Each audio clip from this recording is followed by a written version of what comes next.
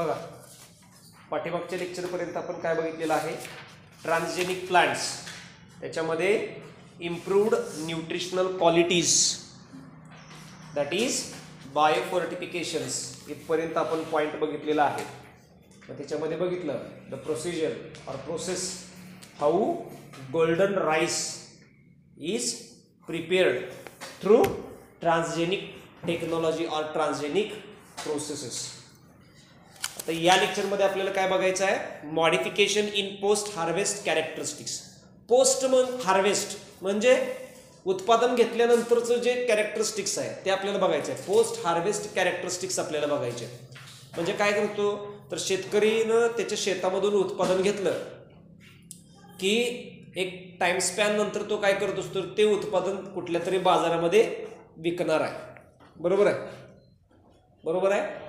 मग ह्याच्यामधला जो कालावधी आहे म्हणजे त्या शेतकऱ्यानं त्या शेतीमधलं घेतलेलं उत्पादन ते विकेपर्यंतचा जो कालावधी आहे तो कधी छोटा असतो कधी मोठा असतो. मग या कालावधीमध्ये कुठलंही जे काय म्हणूया आपण उत्पादन आहे किंवा कुठलंही धान्य असेल, कुठलंही शेतामधलं कुठलंही प्रोडक्ट असेल, त्याचं कॅरेक्टरिस्टिक्स मेंटेन करायला पाहिजे, चांगलं कॅरेक्टरिस्टिक्स मेंटेन करायला पाहिजे. त्याच्यामध्ये पोस्ट हार्वेस्टिंग कॅरेक्टरिस्टिक्स असायला पाहिजे. ते जर नसतील तर त्या कालावधीमध्ये म्हणजे उत्पादन घेतल्यापासून ते विकेपर्यंत त्या कालावधीमध्ये ते खराब होऊन जाणार आहे. म्हणून म्हटलंय modification in post harvesting characteristics. आता बघा डिसीजेस अँड पेस्ट, बरोबर आहे. Bruising on soft fruits and vegetables, म्हणजे ज्या वेळेला आपण फळं बघतो त्या फळांमध्ये फळं बघा ही मऊ पडलेली असतात, मऊ पडलेली असतात. बरोबर आहे. भाजीपाला तुम्ही जर बघितला, फ्रेश भाजीपाला कसा टवटवीत दिसतो आणि मऊ म्हणजे जास्त वेळचा भाजीपाला हा सुरकुतलेला असा कसा दिसतो, म्हणजे फ्रेश आणि जास्त काळचा भाजीपाला याच्यामध्ये आपल्याला फरक दिसतो. त्याला brushing of soft fruits and vegetables म्हणजे ते मऊ पडतात. हीट अँड कोल्ड स्टोरेज, साठवण्याची पद्धत.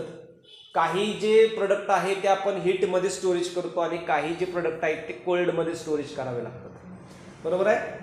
त्याच्यानंतर बघा ओव्हर राईटनिंग, जास्त पिकतात. बघा काय काय फळं कमी वेळेमध्ये लगेच पिकून जातात. फॉर एक्झाम्पल टोमॅटो बाजारात मी तो 10 दिवस टोमॅटो एकच टोमॅटो म्हणजे किंवा टोमॅटो एक ठराविक दिवसात मी हार्वेस्ट केला असेल.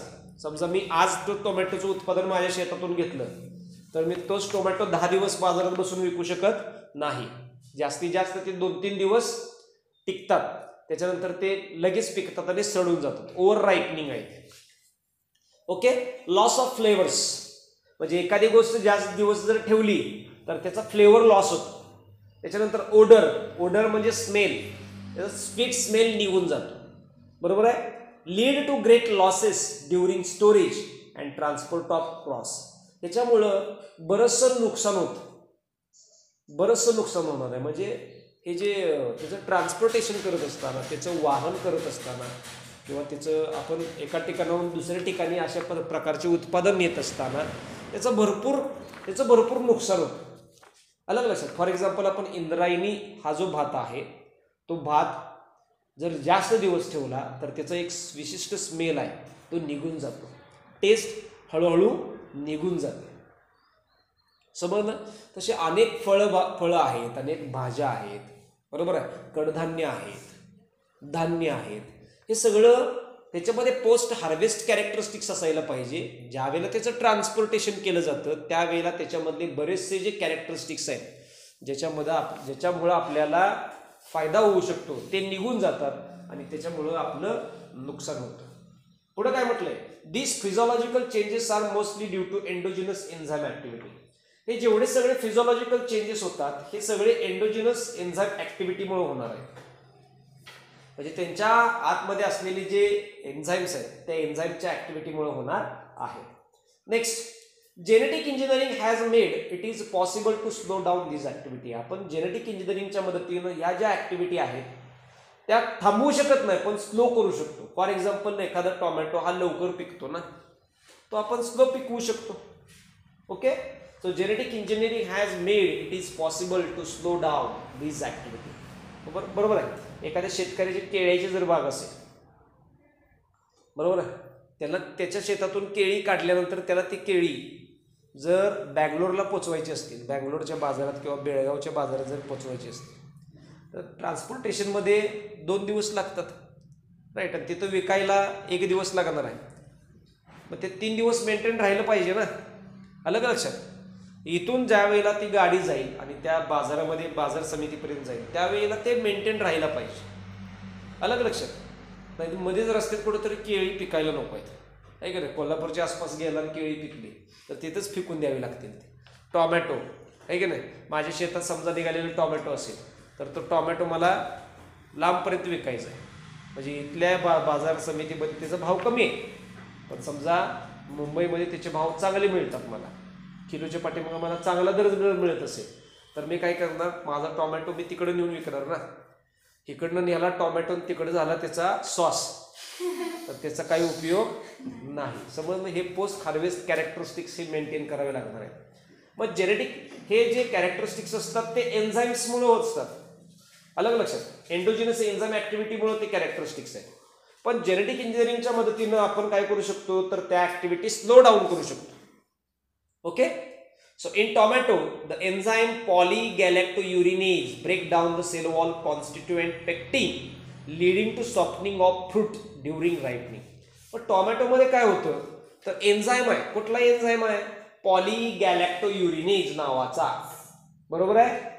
हा पॉलीगॅलॅक्टोयुरिनेज नावाचा एन्झाईम टोमॅटोमध्ये सापडतो.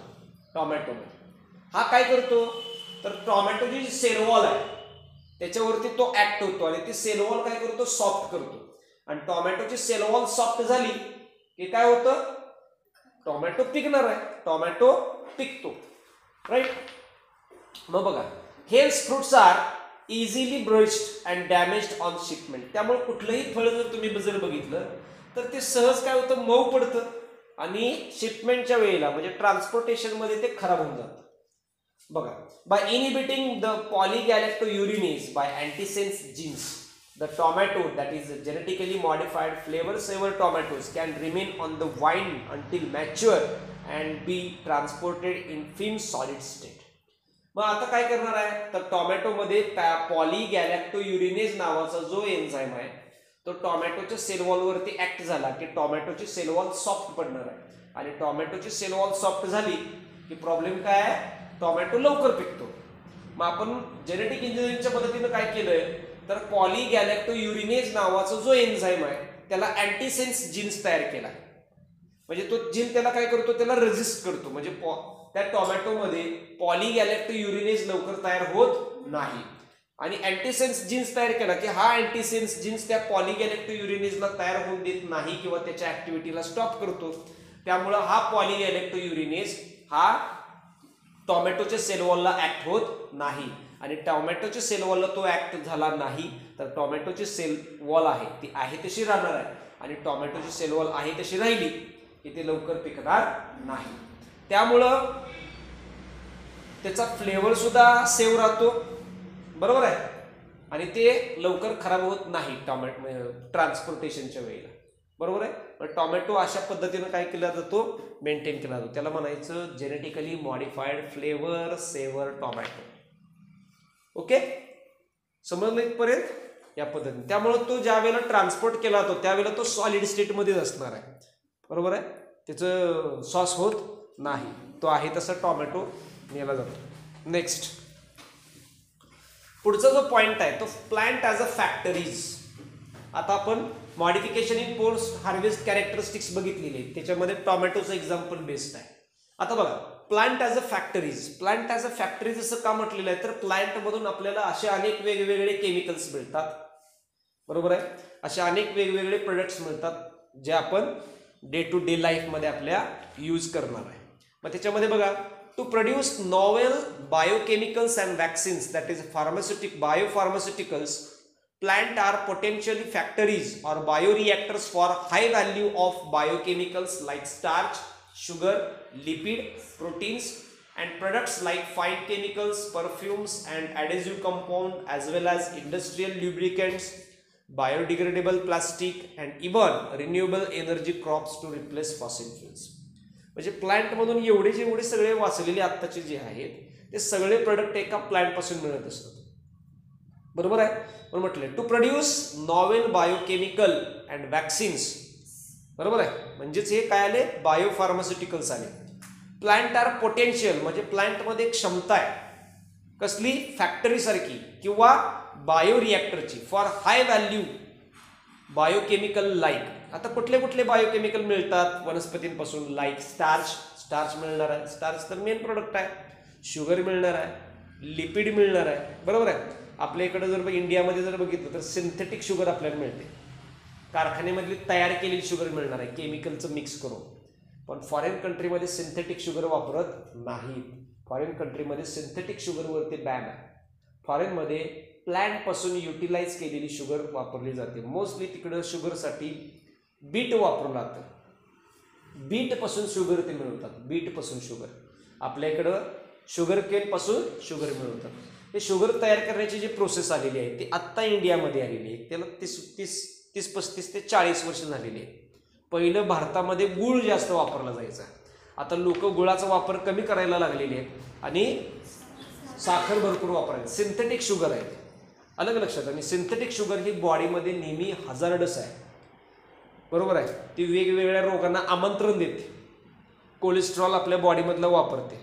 बॉडीमधले जे आपलं काय म्हणतो हार्मोन्स आहेत, कुठलं शुगर लेवल कंट्रोल करणारं इन्सुलिन, त्या इन्सुलिनचं ते इम्बॅलन्सिंग करतं. म्हणजे इन्सुलिन इम्बॅलन्सिंग करतं, पोटाचे त्रास वेगवेगळे तयार होतात, अलग लक्षात. आणि पोटाचे त्रास सुरू झाले की सगळेच बॉडीला त्रास सुरू होणार आहे, वेगवेगळे रोग येणार आहेत. त्याच्यानंतर तुम्ही जर बघितलं पुन्हा त्या शुगरमुळं काय होतं, केमिकल्स वापरतात, त्या केमिकलचा बॉडीवरती परिणाम होणार आहे. असे तुम्ही वेगवेगळे रोग आहेत, अलग लक्षात. त्याच्याऐवजी गुळ जर खाल्ला तर गुळ हा काय आहे, थोडक्यात आयुर्वेदिक आहे, अलग लक्षात. सेंद्रिय गुळ जर खाल्ला तर तो तर फार आयुर्वेदिक आहे. बघा म्हणजे काही लोक प्रत्येक त्यांच्या भाजीमध्ये सुद्धा गुळ टाकत असतात, कारण त्याच्यामधून आपल्याला आयर्न मिळणार आहे. आपल्या बॉडीसाठी आयर्न हे इम्पॉर्टंट आहे. RBCs तयार होतात आणि हेल्दी माणूस राहतो, इम्युन सिस्टम चांगली राहणार आहे. पण पूर्वीची लोक ही चांगली आणि धडधाकट का होती, कारण त्यांच्याकडे काय होतं, ही टेक्निक जे काय आहे ते जुनं वापरायचे. म्हणजे गोडा जर पदार्थ करत असतील तर गुळ वापरायचे, अलग लक्षात, गुळ वापरायचे आहे ना. आपण म्हणतो आता पूर्वीचं आपलं जर आपल्या भारतातलं महाराष्ट्रीयन जे खाद्य आहे पुरणपोळी आहे का नाही, त्या पुरणपोळीमध्ये आपण गुळ वगैरे टाकतो आहे ना. आणि गुळवणी एक त्याच्याबरोबर गोड एक पाणी असतं दुधामध्ये, त्या दुधामध्ये गुळवणी म्हणजे त्यात गुळ टाकून ते तयार केलं जातं. पण आता त्या गुळवणीमध्ये नावच गुळवणी असतं तरी त्यात आता साखर टाकतो. हे जे नॅचरल जे आहे आपलं जे ओरिजिनल आहे ते आपण सोडून दिलेलं आहे आणि केमिकलकडे समजतं. असे अनेक प्लांट फॉरेन कंट्रीमध्ये वापरले जातात. असे अनेक प्लांट प्रोडक्ट आहेत की जे प्लांटपासून मिळवलं जातं. त्याच्यामध्ये स्टार्च आलं, शुगर आलं, लिक्विड आलं. ओके, प्लांट ऑइल तुम्ही किती वापरू शकता. प्लांट ऑइल लक्षात ठेवायचं, एक व्यक्ती दिवसाला जास्तीत जास्त 1 ते 2 चमचे तेल खाऊ शकते. तेल खायचं म्हणजे काय, तेल हे आपलं अन्नपदार्थ नाही, लक्षात ठेवायचं. माणूस सोडला तर कुठल्याही प्राण्याला हार्ट अटॅक येत नाही, माणसाला येतो. काय येतो, कारण त्याच्या अन्नामध्ये ट्रान्स फॅटी ॲसिड्स जास्त असतात. आणि हे जे ट्रान्स फॅटी ॲसिड्स आहे ते शरीरामध्ये एकदा साठलं की तुम्ही कितीही मेला तरी ते बॉडीमधून जात नाही आणि ते बॅड कोलेस्ट्रॉल तयार करतं. समजलं. त्याच्याऐवजी प्लांट ऑइल जर तुम्ही जर घेतलं प्लांट ऑइल, तर त्या प्लांट ऑइलमध्ये हे जे असणार आहे, ही आत्ता जे सांगितले ते अजिबात नाही. त्यामुळे तुमच्या बॉडीला काही प्रॉब्लेम नाही. 2 चमच्यापेक्षा जास्त ऑइल कंटेंट आपल्या डाईटमध्ये असू नये. ऑइल हे आपलं खाणंच नाही ना. तेल हा आपल्या जेवणाचा पदार्थ नाही. माणूस जर सोडला तर कुठला प्राणी तेल खाताना बघितलाय का, नाही. समजलं, लक्षात ठेवायचं. या अशा गोष्टी आहेत, राईट. सो शुगर आलं, लिपिड आलं, प्रोटीन्स आले अँड प्रोडक्ट्स लाईक वेगवेगळे प्रोडक्ट्स प्लांट्सचे, like fine chemicals, perfumes and adhesive compound, चिकट पदार्थ आपल्याला वनस्पतींपासून मिळतात. As well as industrial lubricants, बरोबर आहे, biodegradable plastic and even renewable energy crop to replace fossil fuels. त्याच वनस्पती गाडल्या जर जमिनीमध्ये गाडल्या गेल्या तर त्याच्यापासूनच फॉसिल फ्युल्स. आत्ताचे जे आपण पेट्रोलियम प्रोडक्ट्स वापरतोय त्याच्यामध्ये नॅचरल गॅसेस आले, बरोबर, नैसर्गिक वायू, कोळसा, दगडी कोळसा, अलग लक्षात. त्याच्यानंतर पेट्रोल, डिझेल, हे जे आपण आता वापरतोय ते पूर्वी वनस्पती जमिनीमध्ये गाडले गेल्यामुळं हे आपल्याला बघायला मिळतात. समजलं? नाहीतर आपल्याला हे आत्ता मिळालं नसतं. म्हणजे एनर्जीचं स्रोत, सोर्स आहे प्लांट. ज्या वेळेला प्लांटचं फॉसिल फ्युल्स होईल त्यावेळेला त्याच्यापासून आपल्याला एनर्जी मिळणार. Okay. So biopharmaceuticals are proteins. Biopharmaceuticals, plant product biopharmaceuticals मध्ये कुठले येतात? प्रोटीन्स येणार आहेत, हार्मोन्स येतात, अँटीबॉडीज येतात, वॅक्सिन्स येतात, और enzymes isolated from transgenic plants. समजलं? या पद्धतीने प्लांटमध्ये जर बघितलं, rich source of protein is कुठला? हॉर्स ग्राम, चना. बघा ना, प्रोटीन आहे, नॅचरल प्रोटीन आहे, नॅचरल. कितीही खावा तुम्ही, तुम्हाला डायजेस्ट होतं ते, कितीही खावा.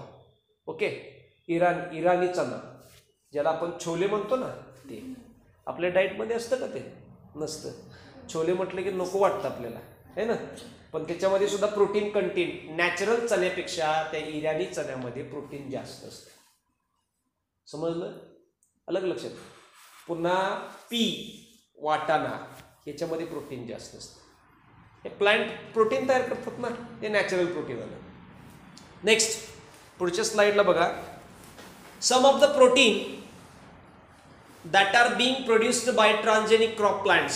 असे काही प्रोटीन्स आहेत जे ट्रान्सजेनिक क्रॉप प्लांट्स तयार करणार आहेत. राईट. त्याच्यामध्ये बघा, human growth hormone, human growth hormone with the gene inserted into chloroplast DNA of tobacco plant. म्हणजे काही ट्रान्सजेनिक क्रॉप्स तयार केलेत, ट्रान्सजेनिक क्रॉप्स तयार केलेत किंवा काही ट्रान्सजेनिक प्लांट्स तयार केलेत. त्याच्यामध्ये बघा, human growth hormone with the gene inserted into chloroplast DNA of tobacco plant. म्हणजे तंबाखूच्या झाडामध्ये जो क्लोरोप्लास्ट आहे त्या क्लोरोप्लास्टच्या DNA मध्ये ह्युमन ग्रोथ हार्मोन ट्रान्सजेनिक प्रोसेसच्या मदतीने इन्सर्ट केलेला आहे. Human growth hormone. समजलं? पुढं, immunized antibodies against such infectious agents as HIV, respiratory syncytial viruses, herpes simplex viruses, the cause of cold sores. बरोबर आहे? म्हणजे हे जेवढे सगळे डिसीजेस आहेत, HIV आहे, RSV आहे, HSV आहे किंवा कोल्ड सोरेसिस आहे, यांच्या अगेन्स्ट काय केलेलं आहे? तर अँटीबॉडीज तयार केलेल्या आहेत. इन्फेक्शियस हे जे डिसीजेस आहेत, हे जे इन्फेक्शियस डिसीजेस आहेत त्यांच्या अगेन्स्ट अँटीबॉडीज तयार केलेल्या आहेत. बरोबर आहे? पुढं, protein antigens to be used in vaccines. For example, patient specific anti lymphoma, a cancer vaccines, B cells lymphomas are clones of malignant B cells expressed on their surface a unique antibody molecule. म्हणजे असे protein अँटीजेन्स तयार केले की जे काही कॅन्सरला किंवा बी cells लिम्फोमासला किंवा मॅलिगंट्स बी सेल्सला काय करतात? थांबवणार आहे. Okay. So expresses on their surface unique antibody molecule. म्हणजे हे जे डिसीजेस आहेत, हे जे रोग आहेत, यांच्या अगेन्स्ट ते अँटीबॉडीज म्हणून काम करणार आहे. यांच्या अगेन्स्ट ते काय म्हणून काम करणार? अँटीबॉडीज म्हणून काम करणार आहेत. म्हणजे प्रोटीन मॉलिक्यूल आहे. प्लांट पासून मिळणारे हे असे प्रोटीन्स आहेत जे वेगवेगळ्या रोगांच्या विरुद्ध अँटीबॉडीज म्हणून काम करणार आहेत. ते आपण ट्रान्सजेनिक प्लांटमध्ये इंट्रोड्यूस केलेले आहेत. बरोबर आहे? ते प्लांट आपल्या बॉडीमध्ये जर गेलं तर ऑटोमॅटिक आपली बॉडी जी आहे ती इम्युनाइज्ड होणार आहे. ऑटोमॅटिक आपली बॉडी काय होणार आहे? इम्युनाइज्ड होणार आहे. ओके. नेक्स्ट स्लाइडला बघा. Currently many products have been commercially exploited for their products such as.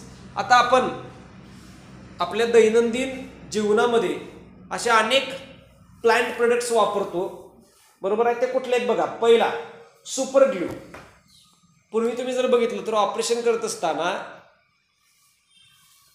फार मोठं ते समजा ऑर्गन ट्रान्सप्लांटेशन्स असेल, कुठलंही ऑपरेशन्स असेल, त्या ऑपरेशनमध्ये करत असताना जो कट घेतला जायचा तो कट शिवायचे, अलग लक्षात. पण रिसेंटली आत्ता काय असणार आहे, ते स्टिक करतात, चिटकवतात. त्यामुळे ऑपरेशन झालंय का नाही असा सुद्धा डाग राहत नाही, चिटकवतात ते. आणि त्याच्यासाठी सुपर ग्लू वापरला जातो. बघा, a super glue produced by tobacco plant with genes encoding for powerful adhesive proteins enable marine mussels to stick to rock. It will be specially valuable as a biochemical glue for body repairing during surgery. सर्जरीच्या वेळेला ज्या वेळेला body repair केली जाते, सर्जरीच्या वेळेला पहिल्यांदा सुरुवातीला body damage केली जाते, डॅमेज केल्यानंतर सर्जरी झाल्यानंतर पुन्हा बॉडी रिपेअर करायची असते. मग त्या बॉडी रिपेअर करत असताना हा सुपर ग्लू वापरला जातो, जो टोबॅको प्लांट पासून मिळवला जातो. तंबाखूच्या झाडापासून जो मिळवला जातो सुपर ग्लू, तो सुपर ग्लू हा बॉडी रिपेअरसाठी वापरला जातो आफ्टर सर्जरी. पुढं, transgenic plant containing oil encoding genes from marine algae produce oil that has nutritional value similar to cod liver oil. म्हणजे ट्रान्सजेनिक प्लांट अशा पद्धतीनं ऑइल तयार करणार आहेत मराइन अल्गीमध्ये, बरोबर आहे. So transgenic plant containing oil encoding genes from marine algae produce oil that has nutritional value similar to cod liver oil. असे अनेक ट्रान्सजेनिक प्लांट्स आहेत, त्यांच्यामध्ये मराइन अल्गीमधला जीन टाकलेला आहे. मराइन अल्गीमध्ये समुद्रातले जेवढे सगळे अल्गी आहेत त्यातला जीन काढला ऑइल तयार करणारा आणि तो ट्रान्सजेनिक प्लांटमध्ये टाकला, तर ते ट्रान्सजेनिक प्लांट सुद्धा ऑइल तयार करतात जे कॉड लिव्हर ऑइलच्या इक्विव्हॅलंट आहेत. समजलं का? मराइन अल्गी आहे, त्या मराइन अल्गीमध्ये ऑइल तयार केलं जातं. त्या मराइन अल्गीमधला ऑइल तयार करणारा जीन काढला आणि तो ट्रान्सजेनिक प्लांटमध्ये टाकला, तर त्या ट्रान्सजेनिक प्लांटमध्ये सुद्धा ऑइल तयार होऊ लागलं जे कॉड लिव्हर ऑइलच्या इक्विव्हॅलंट आहे. Next, plant that will produce the antimalarial drugs artemisinin. Okay, मग प्लांट आहे, ते प्लांट काय करतं, ट्रान्सजेनिक असं प्लांट आहे जे अँटी मलेरियल ड्रग तयार करतं. असं ट्रान्सजेनिक प्लांट आहे जे अँटी मलेरियल ड्रग तयार करणार आहे, आर्टिमिसिनिन हे काय अँटी मलेरियल ड्रग तयार करतं. Next, genetically engineered opium poppy to produce more powerful pain killer. अफू माहित आहे ना, अफू. हाँ, तो opium poppy, the botanical name of अफू इज ऑपियम पॉपी. हे पेन किलर आहे. ओके, हे काय आहे, पेन किलर आहे. समजते का? पुढं, transgenic plant producing edible vaccines. असं ट्रान्सजेनिक प्लांट जे एडिबल वॅक्सिन्स आहे. आपण बघितलं ना, कॅरॉटमध्ये वॅक्सिनचा जीन टाकलेला आहे, वॅक्सिन एन्कोडिंग करणारा जीन टाकलेला आहे कॅरॉटमध्ये, गाजरामध्ये. ज्या वेळेला आपण ते कॅरॉट खाणार आहे, ज्या वेळेला ते प्रकारचं गाजर खाणार आहे, त्यावेळेला आपली बॉडी ही ऑटोमॅटिक वॅक्सिनेटेड होणार आहे. मग त्याच्यामध्ये बघा, पहिला, genetically Altered plant can provide protection from infectious diseases. जेवढे सगळे आपण जेनेटिकली अल्टर्ड केलेले प्लांट आहेत, प्लांटमध्ये जेनेटिक मॉडिफिकेशन केलेले आहे, हे काय करतात, तर प्रोटेक्शन प्रोव्हाइड करणार आहेत. वेगवेगळ्या रोगांपासून आपल्याला ते काय करणार आहेत, आपलं संरक्षण करणार आहेत, प्रोटेक्शन प्रोव्हाइड करणार आहेत आपल्याला. त्याच्यामध्ये बघा, plant products acting as vaccines would be cheaper to produce and thus can easily be made available in developing countries. वनस्पतीनं तयार केलेले जे वॅक्सिन्स आहे हे स्वस्त आहे आणि सहज तयार केलं जाऊ शकतं. त्यामुळं जेवढे सगळे विकसनशील देश आहेत त्या विकसनशील देशांमध्ये हे आपण अवेलेबल करू शकतो. बरोबर आहे. वॅक्सिन जे आहे अन्नातून द्यायचं आहे ना, दोन गोष्टी होणार, अन्न पण मिळणार आणि वॅक्सिनेटेड पण होणार, वॅक्सिनेशन पण होणार आहे. ओके. Next, potatoes. कुठल्या कुठल्या वनस्पती वॅक्सिनसाठी वापरल्या जातात बघा. पोटॅटोज, टोमॅटोज, बनानाज, सोयाबीन, अल्फाल्फाज and cereals are most commonly food propose for edible vaccine delivery. हे एडिबल वॅक्सिन डिलिव्हरीसाठी हे कॉमन प्लांट्स आहेत. समजलं, कॉमन प्लांट आहे. इथपर्यंत कोणाला डाऊट आहे का? Okay. Next slide is transgenic animals. याच्या आधीच्या आतापर्यंत आपण काय बघितलं, ट्रान्सजेनिक प्लांट्स बघितले, त्याच्यामध्ये ABCDE असे पॉइंट बघितले आहे की नाही. शेवटचा E पॉइंट कुठला होता, transgenic plant producing edible vaccines. आता आपण बघतोय ट्रान्सजेनिक ॲनिमल्स. ट्रान्सजेनिक ॲनिमल्स म्हणजे ट्रान्सजेनिक प्लांट्स नंतर ट्रान्सजेनिक ॲनिमल्स बघतोय. बघा याच्यामध्ये काय दिलंय, सोपं आहे. Many transgenic animals such as mice, rats, rabbit's, pig, sheep, cow, fowl, fish has been produced through rDNA technology. म्हणजे अशा अनेक ट्रान्सजेनिक ॲनिमल्स आहेत जे रिकॉम्बिनंट DNA टेक्नॉलॉजीच्या मदतीने तयार केले गेलेले आहेत. त्याच्यामध्ये कुठले कुठले आहेत, माईस आला, रॅट्स आले, बरोबर आहे. ट्रान्सजेनिक माईस हा व्हाईट कलरचा मोठा असतो, रॅट म्हणजे घरातली उंदर जो छोट्या आकाराची, माईस थोडेसे मोठ्या आकाराचे, बरोबर आहे. रॅबिट्स ससा, पिग डुक्कर, शीप मेंढी, काऊ गाई, फाऊल कोंबडा, फिश मासे, have been produced through rDNA technology. असे अनेक वेगवेगळे प्राणी आहेत ते rDNA टेक्नॉलॉजी, रिकॉम्बिनंट DNA टेक्नॉलॉजीच्या मदतीने तयार केलेले आहेत. याच्यामध्ये बघा, the term transgenic animals refers to an animal in which there has been deliberate modification of the genome in contrast to spontaneous mutations. हे ॲनिमल्स rDNA टेक्नॉलॉजीच्या मदतीने कसे तयार केलेले आहेत, तर त्यांच्यामध्ये त्यांच्या जीनोम मध्ये मॉडिफिकेशन केलेले आहे. जीनोम म्हणजे काय, entire genetic constituents of an organisms.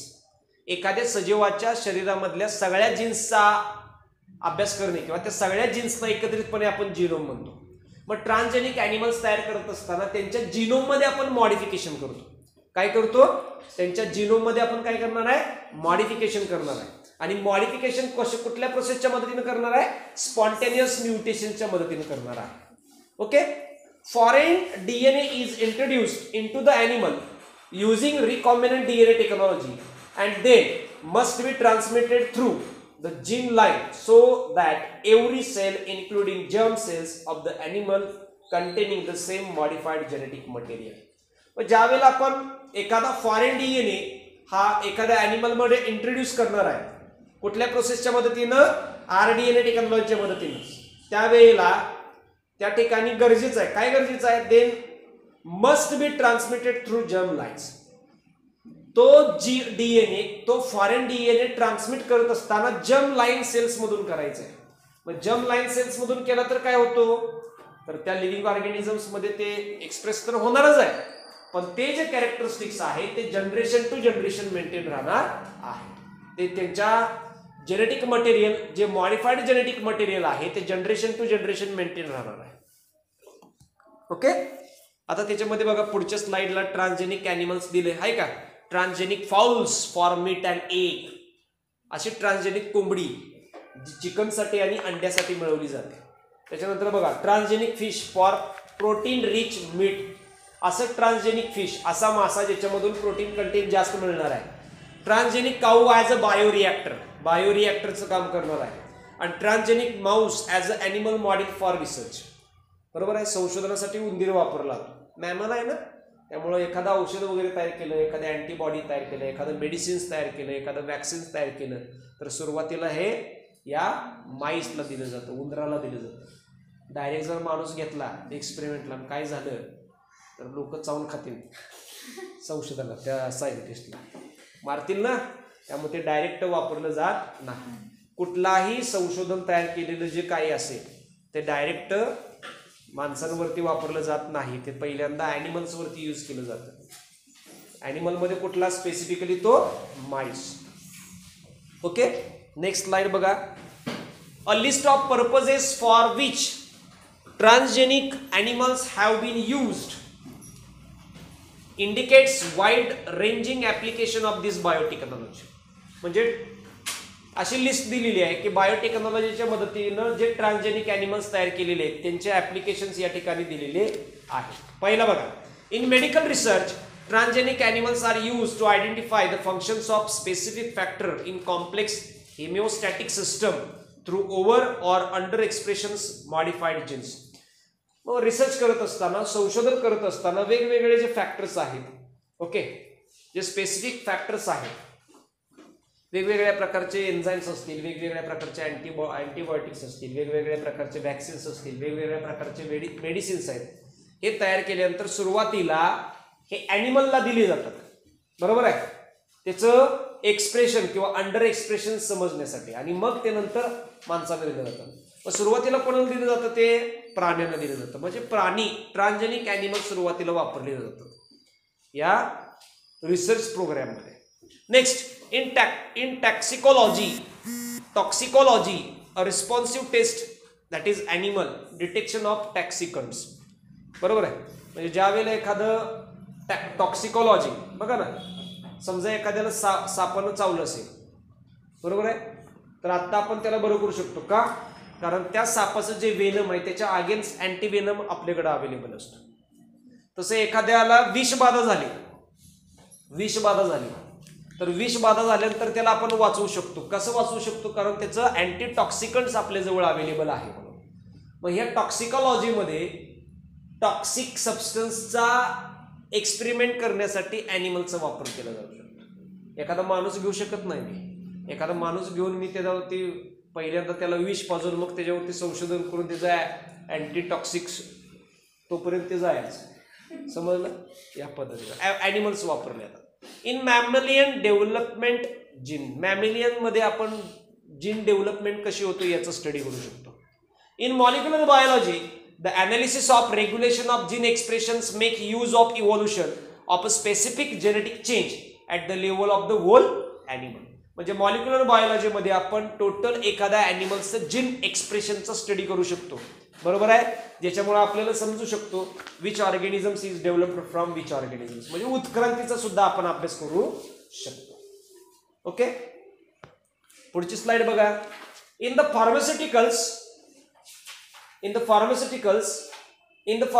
Industry production of pharmaceutical protein, drug production and product efficiency testing. म्हणजे फार्मास्युटिकल इंडस्ट्रीमध्ये आपण काय करणार आहे, तर ज्या वेळेला फार्मास्युटिकल प्रोटीन तयार केलं जाणार आहे किंवा ड्रग तयार केलं जातं, एखादं ड्रग तयार केलं जातं, त्यावेळेला त्याचं इफेक्टिव्ह टेस्टिंग हे कशावरती केलं जाणार आहे, त्याचं इफेक्टिव्ह टेस्टिंग हे ॲनिमलवरती केलं जातं. कशावरती केलं जातं, ॲनिमलवरती. In biotechnology as a procedures of specific proteins, बायोटेक्नॉलॉजीमध्ये एका स्पेसिफिक प्रोटीनचं प्रोसिजर्स पाहिले जाणार आहे त्या प्राण्यांचा वापर करून. Genetically engineered hormone to be increased milk yield meat productions, ज्या वेळेला एखाद्या लिव्हिंग ऑर्गॅनिझम्समध्ये आपण जेनेटिक मॉडिफिकेशन्स करणार आहे त्यावेळेला, समजा प्राणी आहे, आपण ट्रान्सजेनिक ॲनिमल्स बघतो, एखाद्या प्राण्यामध्ये समजा जेनेटिक इंजिनिअरिंगच्या मदतीनं हार्मोनल चेंजेस केले तर त्या प्राण्यामधली दूध देण्याची क्षमता वाढणार आहे, बरोबर आहे. पुढे एक्झाम्पल्स दिलेले आहेत त्याचे. मीट प्रोडक्शन्स वाढणार आहे, मीट प्रोडक्शन्स म्हणजे मांस वाढणार आहे त्याचं, बरोबर आहे. फॉर एक्झाम्पल बघा ना तुम्ही, गावठी कोंबडी आणि बॉयलर, फरक आहे की नाही. गावठी कोंबडी महाग आहे, पण आणली तर पावशेरच चिकन निघतं त्याच्यापासून. बॉयलर आणा 1-1.5 किलो निघतं ना, हा फरक आहे. म्हणजे मीट प्रोडक्शन्स, कारण हे ट्रान्सजेनिक आहे ना, तयार केलेलं आहे, हे नॅचरल आहे, समजतंय का. So genetic engineering of livestock and in aquaculture for modification of animal physiology or anatomy. Genetic इंजिनिअरिंगच्या मदतीनं, जेनेटिक इंजिनिअरिंगमुळं हे जे ॲनिमल्स आहेत ते लाईफस्टॉक आहेत. कशाचे आहेत, तर मॉडिफिकेशन ऑफ ॲनिमल फिजिओलॉजी किंवा ॲनाटॉमीचे लाईफस्टॉक आहेत, कारण आपण त्या जिवंत प्राण्यांमध्ये अभ्यास करू शकतो, डायरेक्ट अभ्यास करू शकतो, समजते. Cloning procedures to reproduce specific blood lines, cloning प्रोसिजरच्या मदतीनं आपण स्पेसिफिक ब्लड लाईन्सचा स्टडी करू शकतो. अलग लक्षात, वेगवेगळ्या स्पेसिफिक क्लोनिंग मेथडच्या मदतीनं किंवा क्लोनिंग प्रोसिजरच्या मदतीनं स्पेसिफिक ब्लड लाईन्सचा आपण यूज हे करू शकतो, रिप्रोड्यूस करू शकतो, मल्टिप्लाय करू शकतो. Developing animal specially creates use in the xenografting. Xenografting म्हणजे टिश्यू बदलले जातात बघा, दुसऱ्या प्राण्यांमधला टिश्यू डायरेक्ट आपल्यामध्ये किंवा आपल्यातला टिश्यू दुसऱ्या प्राण्यांमध्ये, असं अलग लक्षात. आता फॉर एक्झाम्पल हर्ट तयार करण्यासाठी, ह्युमन हर्ट तयार करण्यासाठी डुक्कर वापरलं जातं, पिग वापरलं जातं. समजलं? ते एक कारण आहे. जिनो ट्रान्सप्लांटेशन आहे. ओके, पुढं बघा. Transgenic MICE and cancer research. Transgenic MICE म्हणजे ट्रान्सजेनिक माईस हा कॅन्सर रिसर्चसाठी वापरला जातो. हे आपण नेक्स्ट लेक्चरला